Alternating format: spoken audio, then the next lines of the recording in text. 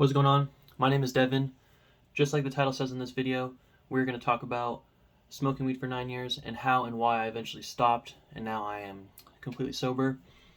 So let's get into it. A little preface. I live in Colorado, so we've had medical marijuana probably since like 2008, maybe sooner than that. Recreational became legal here in 2014. The first time I smoked, I was 15 years old, the summer between 10th and 11th grade, so going into 11th grade. My friends, they picked me up right outside, and we drove over to neighborhood, just right over there across the street, and we pulled up behind some houses in like a dark part of the street, smoked there, smoked out of a pipe, and then we went to the park, swing on the swings, got some Arby's, beef and cheddar sandwich and some curly fries, and yeah, it was a great night. Along with that, I was also involved with this older girl at the time, and her and I, when we'd hang out, we would smoke after I smoked with my friends, so it just started adding up from there. Probably in July of that summer, I was buying like weed and stuff and like smoking every day pretty much. And then whenever my friends and I would hang out, we would smoke and stuff like that. So then going into school, 11th and 12th grade, the use kept going every day. So before school, lunchtime at school, after school, before bed, before practices and stuff like that, I'd be smoking, and it just continued from there. So leaving school, going into college, same thing. I would smoke before classes and stuff like that, and not really in between school, but before especially. Then after school, smoking heavy after that also. And then dropped out of college after 2 years. Then I got a job like delivering pizzas and stuff to pay off my school debt. And then, yeah, so especially after that, smoking all day. First thing I wake up, smoke, and then just many times throughout the day, especially while working, because you could just smoke free range pretty much. And yeah, I just continued on for 9 years after that, those times in high school. Every day, excessive, continuous smoking. A few times I did quit, were mainly just to get jobs and stuff. One job had a P test, so I had to quit for like a month. Another started right back up after that. Another job you had to quit for 3 days because it was a mouth swab test. So did that easy, started smoking right after that. And then another time, had to get a job and kind of stopped smoking, but kept smoking because I was just like down in the dumps and stuff. So yeah, probably 2 months total out of those 9 years I wasn't smoking. And some things that it had effect on, definitely personal relationships. When you're with girls who aren't smoking like that, it has a really negative impact on your relationship. When you're always high, you're always wanting to smoke, always just like doing weed stuff, and they're not really into that. They start to get annoyed a bit, pretty quick. And it just has a really negative impact on that stuff. Another thing, motivation wise, wasn't too motivated because I was using the marijuana as like a coping, like a crutch in life, dealing with like some depression and stuff like that, with like university not going good and shit like that. So it's just not using it responsibly, basically. Just excessive frequency of smoking. Probably peak use was during the pandemic. Um, yeah, I would just smoke all day long, come home, take like 250 milligrams of gummies, and just keep smoking. And it just wasn't good. It just wasn't it. So that's a little background about like my smoking history and stuff like that. So now we're going to get into how and why I stopped smoking. So the why mainly is just once you realize it has a hold on your life and you just get sick and tired of this lifestyle you're living in, smoking all day, buying weed and stuff like that. It just has you just get sick and tired of being sick and tired, you know what I mean? So it's just like it's time to make a change. And how I did this was, so you take all the days you smoke, say you smoke 8 times in a day, you know what I'm saying? You bump it down, smoke 7, bump it down, smoke 6, bump it down, smoke 5. You could do this day after day if you want to like get it done quick, or you could do like every 2 days, change it up and stuff like that. But the whole point is you just want to smoke weed very not often. That's the whole end goal of this whole thing, you know what I'm saying? So bump it down, start smoking less and less and less.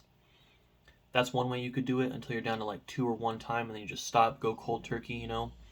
Along with that, you're going to want to throw out the pipes and everything like that. If you really want to do like a really big self-discipline push thing, I've had this stuff on my desk the whole time. This is like a little THC like syringe thing. It's edibles basically, just like THC like distillate. I don't even know what it is technically, but yeah, you just squirt this stuff out. You can put on food and stuff. It makes anything an edible basically. There's like 500 milligrams in this little container thing, that little thing right there. Anyways, I've had this on the desk the whole time. Put that back there.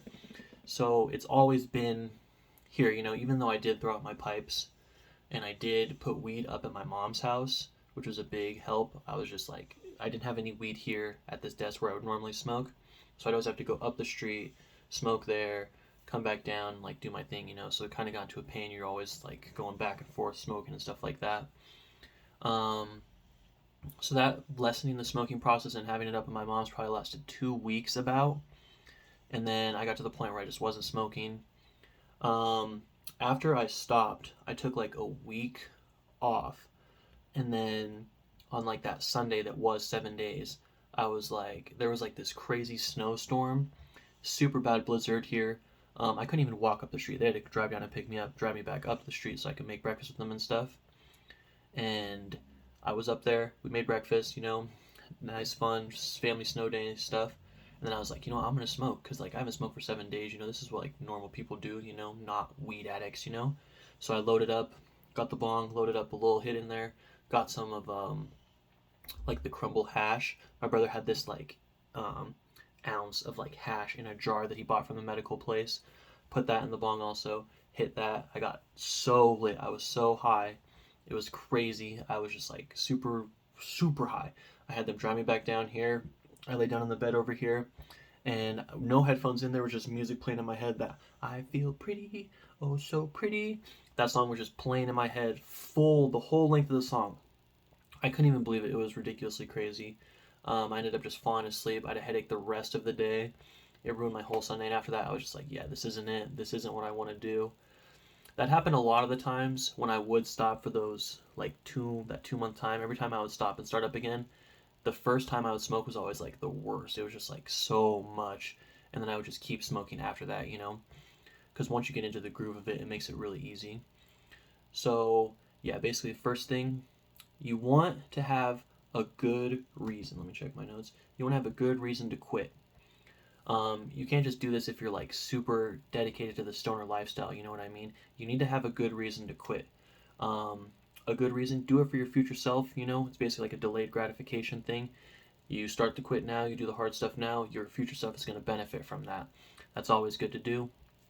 A good reason is really going to push you hard, push you forward in this because you're just tired of the lifestyle. You know, you want to do better for yourself. You want to live your life to its full potential. And in my opinion, the weed is definitely going to hold you back from that. You're not going to be able to focus fully on things. For me, at least, you're not going to be able to fully focus on things. You're just going to waste your time. You're going to be lazy, unmotivated, and it's not it, man. Another thing, so besides having a good reason, what you're going to want to do next, start smoking less. Just like I said, you work it down, 8 days down to 7, down to 6. Start smoking less. You just want to progressively deload the amount of THC you're consuming every day until you eventually just wean yourself off of it. I had no like withdrawal symptoms. The dreams get super, super crazy once you stop, though. You're going to have some crazy, crazy dreams, man. And yeah, just go with it. You know, I didn't have any nightmares really. They were just like so vivid. Like it's like real life. When you touch stuff in the dreams, you could feel it like on your hands. Like it was so real. But it's fun, you know. You gotta have some cool dreams, some crazy dreams and stuff like that. Along with the smoking less, you're gonna want to throw away the tools of the trade, you know.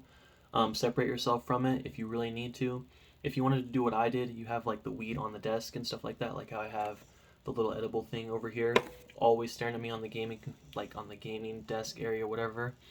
Just know that like you have control over this. Like this little thing over here doesn't control you. You have control over whether or not you consume that. You know what I mean?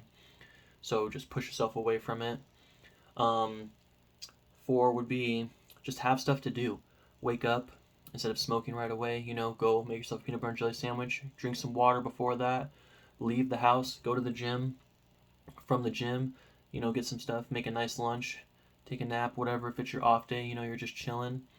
Don't have it in your car when your friends want to smoke. You're just like, nah, man, I'm not smoking right now. If they're really your friends, they're going to support you a lot with it. If they're not, they're gonna peer pressure you and stuff like that. They're not really your friends, man. It's just they're just not people you want to have in your life if they're doing that to you. So you just really smoking less, having a good reason, doing other things to preoccupy your mind. One thing I was doing a lot at the time was like Colorado. Quit in the winter time. It was like March, April when I was quitting of 2021. So it's cold outside, but I was riding bikes a lot at the time. So I bought like a little trainer. There's a separate room over there. I would have the bike all set up, riding bikes indoors, working out also, like hitting 2 a days at the gym, just really separating yourself from the addiction and being productive. Writing, you could start writing, you could start reading, journaling, and stuff like that.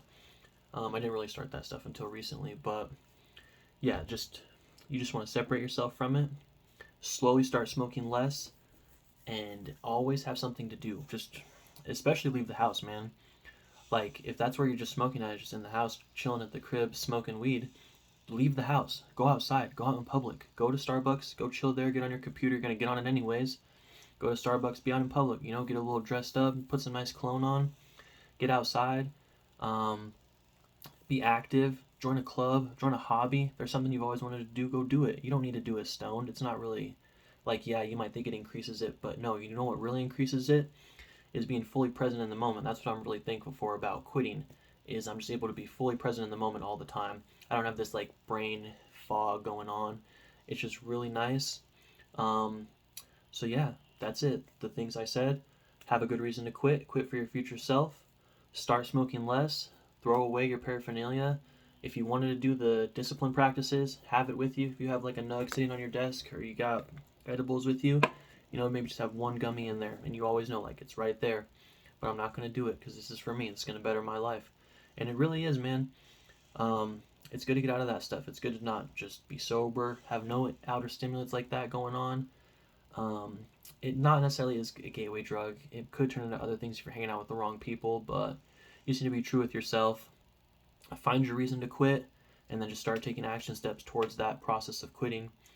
It's going to benefit you, I promise. If you have any questions about this, drop them in the comment. I'd love to talk to you about it. If you need help with it or anything like that, just let me know. And yeah, we can get it popping. Yeah, have a good day. Thank you. Peace out.